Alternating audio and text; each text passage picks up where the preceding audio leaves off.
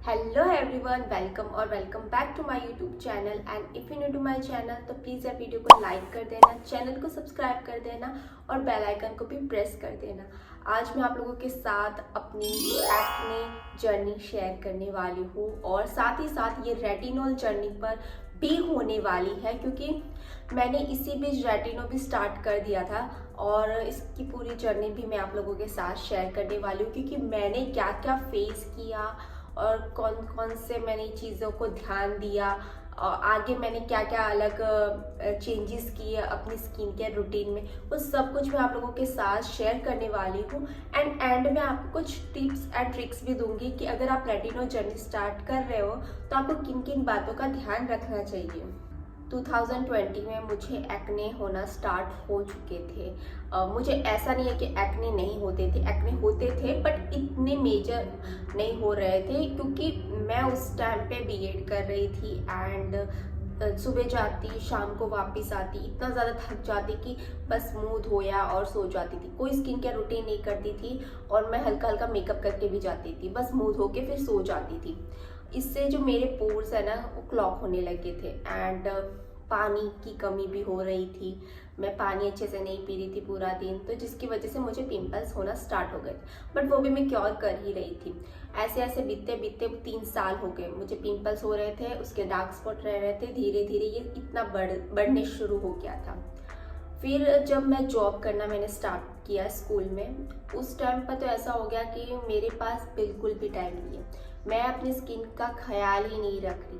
मैं वीडियोस मैंने बनाना छोड़ दिया था उस टाइम पे तो, और सिर्फ काम पे ध्यान दे रही थी और पानी तो बिल्कुल भी नहीं पी रही थी। यह पानी वाला टॉपिक मैं आपको बाद में बताने वाली हूँ, तो इस पर ध्यान ज़रूर रखना। तो सुबह जाती और शाम को घर आती, 6-7 बज ही जाते थे, क्योंकि बस में ट्रैवल कर रही थी मैं, और इतना ज़्यादा थक जाती कि बस फेस वॉश किया ना किया सो जाती थी। ना खाने पीने का होश था ना कुछ होश था, बस काम पे जाना आना यही सब था।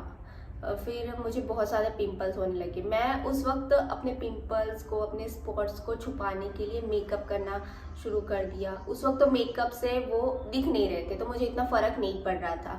बट धीरे धीरे एक ऐसा टाइम भी आया जब मेकअप करने के बाद भी स्पॉट दिख रहे थे बाहर, और मेकअप इतना ज़्यादा बुरा लगने लगा था।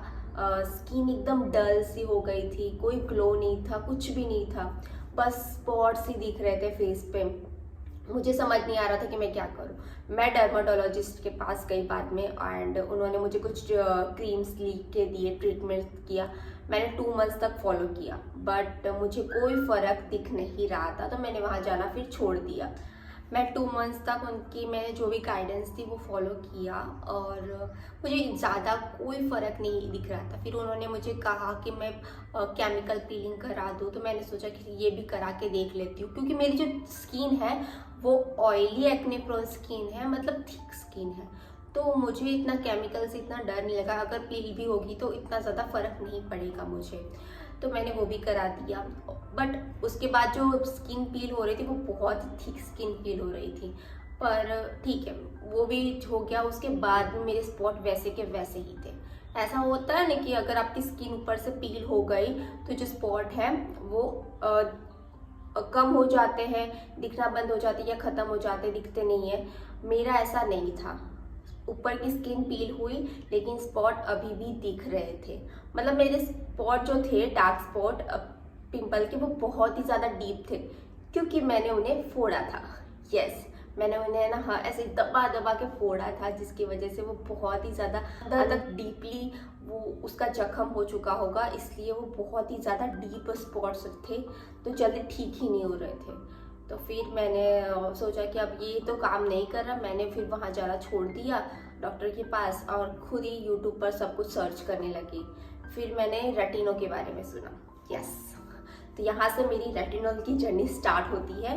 मैंने रेटिनो के बारे में सुना एंड रेटिनो मैंने यूज़ करना स्टार्ट किया। फर्स्ट तो मैंने बहुत सारे वीडियोस देखे, सब ने कहा कि अच्छी है लेकिन पर्जिंग बहुत होती है, और मैं तैयार थी क्योंकि मेरी तो पहले से स्किन खराब हो रही थी। मैंने सोचा कि कोई नहीं, 6-7 6-7 मंथ जो भी होता है मैं उसे फेस करूँगी। वैसे भी पर्जिंग तो हो ही रही है, तो और ज़्यादा हो जाएगी तो कोई फ़र्क नहीं पड़ने वाला मुझे।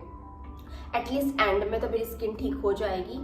तो मैंने स्टार्ट किया। मैंने रेटिनॉल कौन सा स्टार्ट किया था मैं आपको बताती हूँ। ओके,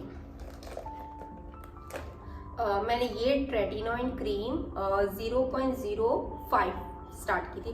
मैं 0.025 जो कम रेटिनॉल वाली होती है वो यूज़ करना चाहती थी, पर मुझे मार्केट में मिली नहीं, तो मैंने ये ली और इसे स्टार्ट किया।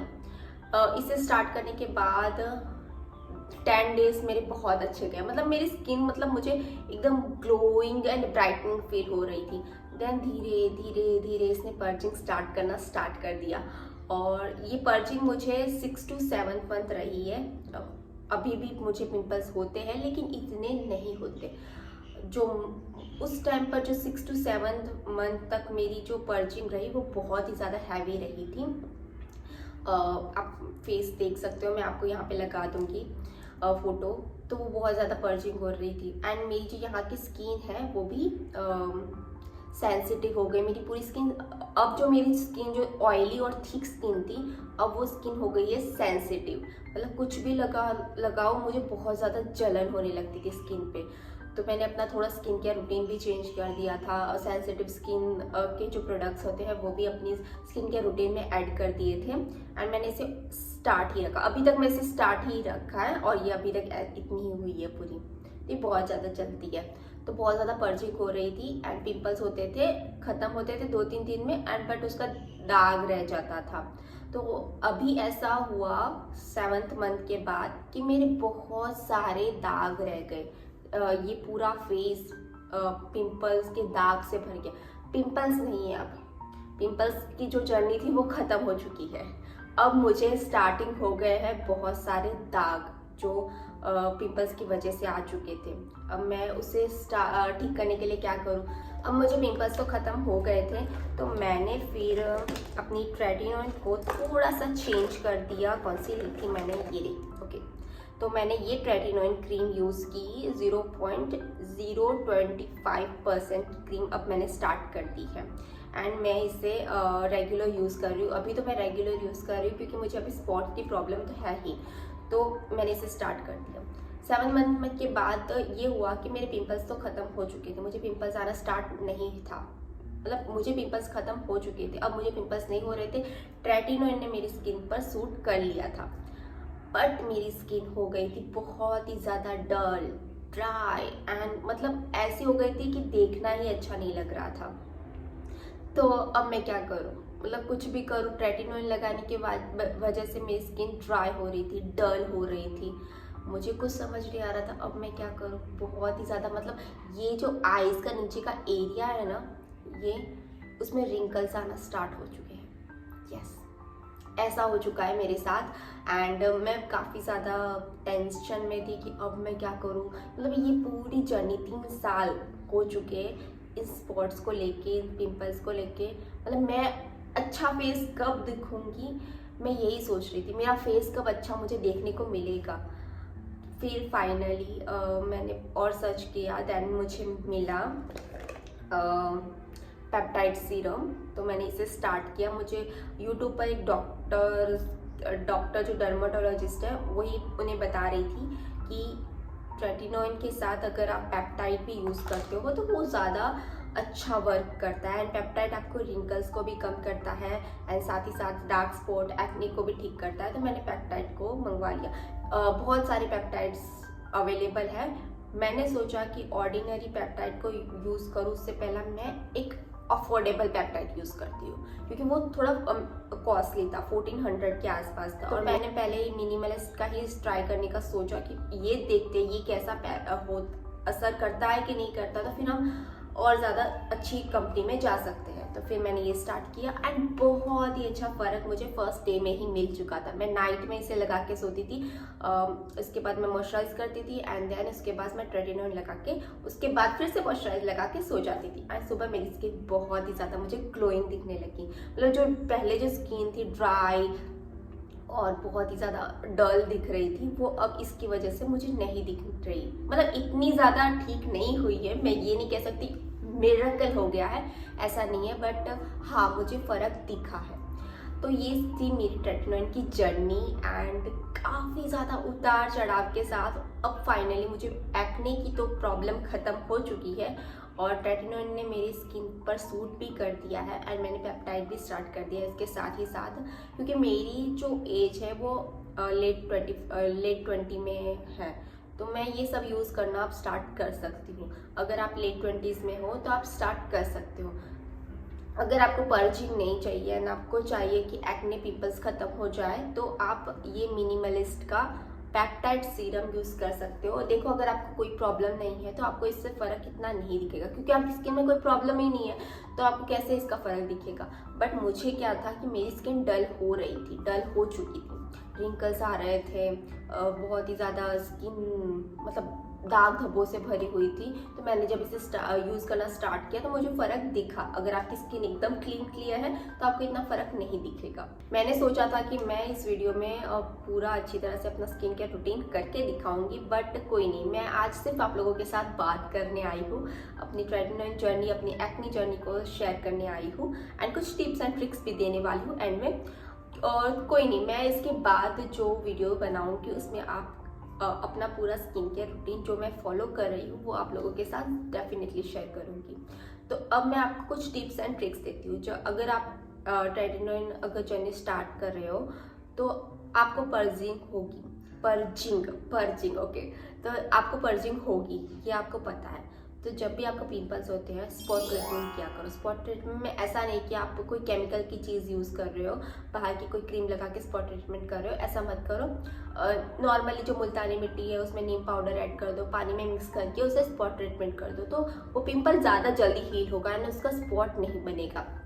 सेकेंड, जो मेन गलती जो मैंने की थी, मुझे बाद में समझ आया कि क्यों मुझे इतने पिंपल्स हो रहे हैं, क्योंकि मैं काम में इतना ज़्यादा बिजी हो गई थी कि मैं खुद पे ध्यान नहीं देती, मैं पानी नहीं पी रही थी। पानी बहुत ज़्यादा ज़रूरी है, पानी का इंटेक करना बहुत ज़्यादा ज़रूरी है, क्योंकि 90% जो प्रॉब्लम है, आपकी स्किन प्रॉब्लम है, उसे पानी ही सॉल्व कर देगा। तो जब मैंने पानी पीना स्टार्ट किया, विदिन 1 वीक में ही मुझे अपनी फेस पे ग्लो दिखना स्टार्ट हो गया था। तो अगर आपको ऐसा लगता है कि आपकी स्किन पे ग्लो नहीं आ रहा, स्पॉट हो रहे हैं, बहुत सारा पिंपल्स हो रहे हैं, तो ये भी कारण हो सकता है कि आप पानी का इंटेक बहुत कम कर रहे हो। तो पानी पीना स्टार्ट कर दो। मतलब मैं तो आधे घंटे में पानी पीना मैंने स्टार्ट कर दिया था जब मुझे समझ आया कि मेरी बॉडी में पानी की कमी हो रही है। फिर अब काफ़ी लोग ये भी कहते हैं कि वर्क में ऑफिस जा रहे हैं, काम कर रहे हैं, तो वहाँ बार बार यूरिन पास करना पड़ता है, तो कैसे करें, इसलिए ना हम वो पानी का इंटेक को कम कर देते हैं। बट ऐसा मत कीजिए यार, क्योंकि अगर पानी नहीं पियोगे तो आपको और ज़्यादा प्रॉब्लम्स होगी, आप डॉक्टर्स के पास भागोगे, ये करोगे वो करोगे, इससे अच्छा पानी पी ही लो। और रही बात यूरिन पास करने की, तो ऐसा तो नहीं है कि अभी आपने पानी पिया और आपको तुरंत भागना है बाथरूम में, तो ऐसा तो बिल्कुल भी नहीं है। और हमारी बॉडी ऐसी है कि हम उसे थोड़ी देर रोक सकते हैं, तो वो आप अपने अकॉर्डिंग डिसाइड कर लो कि आप कैसे कर सकते हो, अपने अकॉर्डिंग टाइम निकालो। मैंने तो अपना लूप होल ढूंढ लिया कि मैं कैसे ये सब चीज़ें मैनेज कर सकती हूँ, क्योंकि पानी मैं पीना नहीं छोड़ सकती थी, तो मैंने पानी पीना स्टार्ट ही रखा एंड लूप होल तो मिल ही जाता है यूरिन पास करने के लिए। ओके, तो ये था एक फर्स्ट एडवाइस। ओके, तो नेक्स्ट एडवाइस है कि हमेशा सनस्क्रीन अप्लाई करो। जब आपको स्पॉट्स होते हैं, पिंपल्स होते हैं, आपकी स्किन बहुत ही ज़्यादा सेंसिटिव होती है, उस पर डायरेक्ट अगर सनलाइट पड़ेगी तो आपको जो डार्क स्पॉट है वो ज़्यादा डार्क हो जाएगा।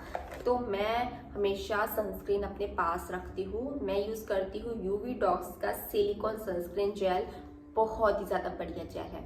ये मुझे डर्माटोलॉजिस्ट ने ही सजेस्ट किया था, तो मैं अभी भी इसे यूज़ करती हूँ। ये 700 के आसपास आपको मिल जाता है, काफ़ी अच्छा है। पिंपल प्रोन की स्किन के लिए, सेंसिटिव स्किन के लिए काफ़ी ज़्यादा अच्छा है, तो आप इसे डेफिनेटली ट्राई कर सकते हो। बाय द वे, मैं तो नेक्स्ट वीडियो में आप लोगों के साथ अपना स्किन केयर रूटीन शेयर करूँगी ही, तो उसके लिए भी बने रहना मेरे साथ। पानी पीजिए, जब भी पिंपल आ स्पॉट ट्रीटमेंट करो, फिर सनस्क्रीन अप्लाई करो। और क्या, मतलब मैं पॉइंट्स लिख के नहीं बैठी हूँ, तो मुझे याद करना पड़ रहा है। हाँ, अच्छा खाना खाइए। यस, खाना मतलब बाहर का फूड, जंक फूड सब बंद कर दीजिए।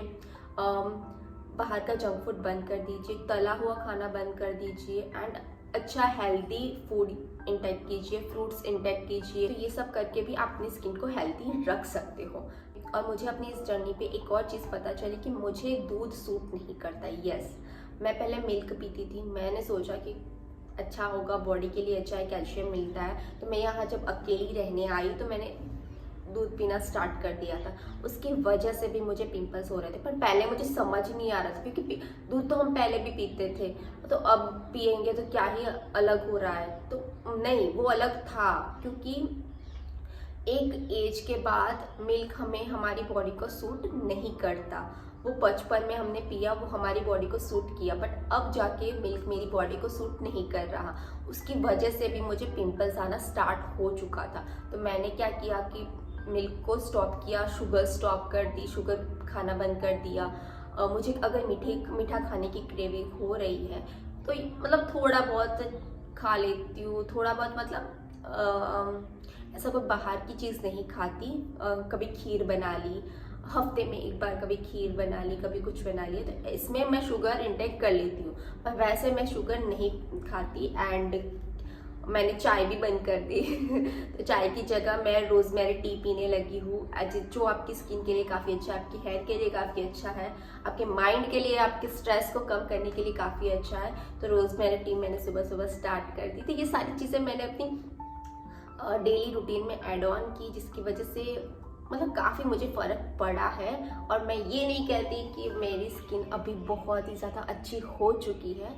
अभी भी मुझे स्पॉट्स की प्रॉब्लम है, अभी भी मुझे यहाँ स्पॉट्स है थोड़े बहुत, लेकिन जो पहले जो स्किन थी, मतलब जिसे देख के मुझे ऐसा लगता कि मैं डर गई।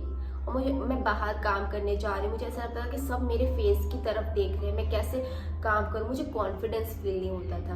और आज मैं ये कॉन्फिडेंस के साथ आपके सामने बोल रही हूँ। आप मेरे पहले की वीडियोस उठा के देख लो, मैं इतना कॉन्फिडेंस के साथ नहीं बोल पाती थी, पर आज मैं बोल रही हूँ, क्योंकि वो अंदर से दिखता है।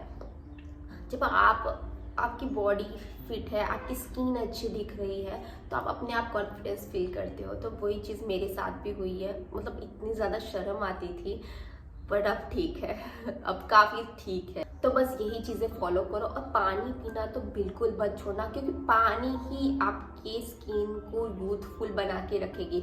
और ये चीज़ मुझे बहुत बाद में पता चली है। मतलब 3-4 साल तो मैं मतलब एक बॉटल लेके जा रही हूँ सुबह काम पे, और वो भी कंप्लीट नहीं कर रही। समझ लो कि मैं कितना पानी का इंटेक कम कर रही थी।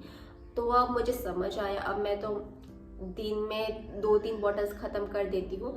तो ये चीज़ें आप भी करो, पानी का इंटेक जितना हो सके उतना करो, जिससे आपकी स्किन यूथफुल लगे, जल्दी से रिंकल्स नहीं आएंगे। क्योंकि मैंने देखा कि मेरी स्किन जब ड्राई होने लगी, मुझे यहाँ पे रिंकल्स स्टार्ट हो गए। ओह माय गॉड, मैं डर गई थी कि अब मैं क्या करूँ, मेरी स्किन तो मैं तो बुढ़ी होने लगी।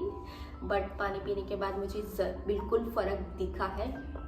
एंड अगर आप चाहते हो रेटिनो जर्नी स्टार्ट करना, तो पर्चिंग तो होगी, बट अगर आपको पर्चिंग नहीं चाहिए तो आप चाहो तो पेप्टाइड सीरम भी यूज़ कर सकते हो। और पर अगर आपको रेटिनोइन ही यूज़ करना है तो रेटिनोइन क्रीम की जगह आप रेटिनोइन जेल यूज़ कर सकते हैं। 0.1% का जेल आता है, अमेजोन पे आपको मिल जाएगा, आप वो भी ट्राई कर सकते हो। उससे पर्चिंग बहुत कम होती है, मैंने सुना है, मैंने ट्राई नहीं किया है। तो आप अपनी रिसर्च के बाद ही उसे ट्राई करना, जैसे मैंने ट्राई किया था। मैंने एक यूट्यूबर का वीडियो देखा था, उसमें वो रेटिनोइन जेल के बारे में बता रही थी कि उन्होंने वो ट्राई किया, जिसकी वजह से उन्हें बहुत ही कम पर्चिंग हुई है एंड उनकी स्किन बहुत ही ग्लास स्किन बन गई है। मैं 7th मंथ तक यूज़ करने के बाद भी मेरी ग्लास स्किन नहीं बनी है, बट उन्होंने कहा कि उनकी ग्लास स्किन हो चुकी है। तो आप रिसर्च करके देख सकते हो कि वो रेटिनोइन जेल कैसा है। आप अगर उससे कम पर्चिंग होती है तो आप उसे ट्राई कर सकते हो। तो ये था मेरा रेटिनोइन जर्नी, मेरी एक्ने जर्नी। मतलब काफ़ी ज़्यादा मुझे अच्छा लगा। क्या बोला है, कुछ प्रिपेयर करके नहीं आई थी, जो भी मन में आया सब कुछ यहाँ पे रख दिया है। जो भी चीज़ मुझे पता थी, जो भी मैंने एक्सपीरियंस गेन किया इन 3-4 सालों में, वो सब कुछ मैंने यहाँ पे डाल के रख दिया है। आई होप आपको इससे फ़र्क पड़ेगा। और हमेशा ना अच्छा खाना खाएं, जो आप खाते हो वो आपकी स्किन पे दिखता है।